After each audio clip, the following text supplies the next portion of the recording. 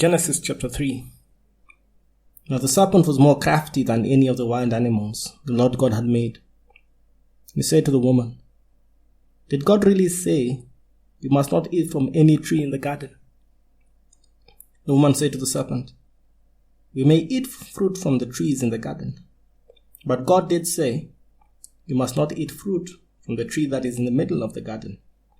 You must not touch it, or you will die.'" "You will not surely die," the serpent said to the woman. "For God knows that when you eat of it, your eyes will be opened, and you will be like God, knowing good and evil." Well, when the woman saw that the fruit of the tree was good for food and pleasing to the eye, and also desirable for gaining wisdom, she took some and ate it. She also gave some to her husband who was with her, and he ate it. Then the eyes of both of them were opened, and they realized they were naked. So they sewed fig leaves together and made coverings for themselves. Then the man and his wife heard the sound of the Lord God as he was walking in the garden in the cool of the day. They hid from the Lord God among the trees of the garden. But the Lord God called to the man, "Where are you?" He answered, "I heard you in the garden, and I was afraid because I was naked, so I hid."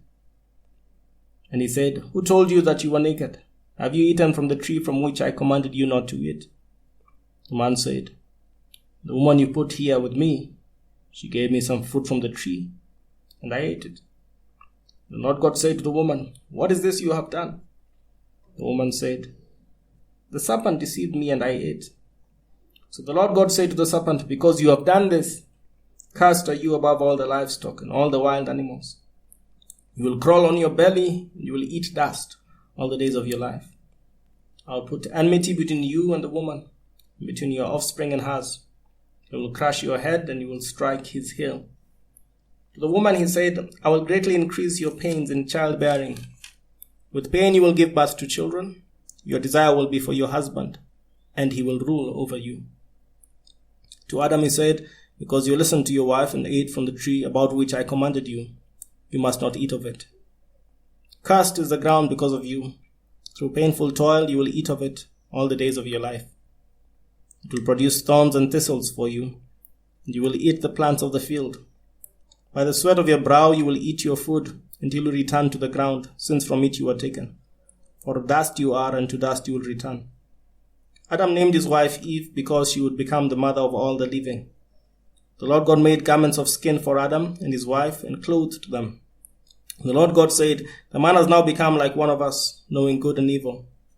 He must not be allowed to reach out his hand and take also from the tree of life and eat and live forever." So the Lord God banished him from the Garden of Eden to work the ground from which he had been taken. After he drove the man out, he placed on the east side of the Garden of Eden cherubim and a flaming sword flashing back and forth to guard the way to the tree of life.